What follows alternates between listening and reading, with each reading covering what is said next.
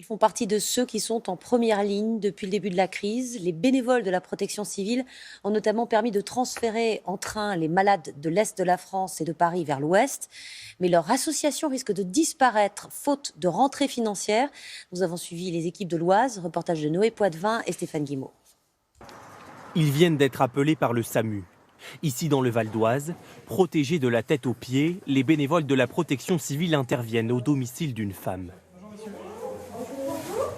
Vous avez mal où là? Vous avez mal au ventre? Cette femme se plaint de maux de tête et de vertiges. Depuis quand vous avez mal à la tête? Rapidement, l'équipe soupçonne un début de Covid-19.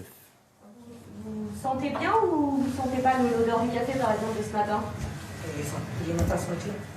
Cette équipe enchaîne les interventions, mais pour combien de temps encore?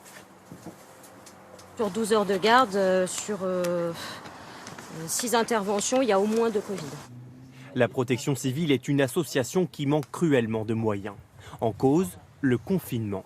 D'habitude, elle se finance grâce à des postes de secours dans les événements publics et avec des formations au secourisme. Des activités à l'arrêt. Il faut pourtant payer le carburant, les équipements et les repas. C'est vraiment tout un tas de coûts qui d'habitude sont supportés par les prestations que nous vendons et qui aujourd'hui puisent directement dans nos réserves. Et les réserves, elles sont bien maigres. Depuis le début de la crise du coronavirus, l'association affiche un déficit de 10 millions d'euros à l'échelle nationale. Pour la première fois en 50 ans d'existence, elle fait appel aux dons.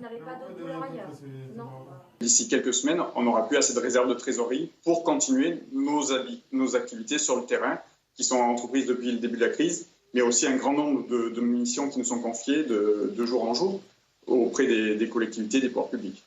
En France, la protection civile a recruté plus de 1500 bénévoles depuis début mars, tous volontaires au service du public.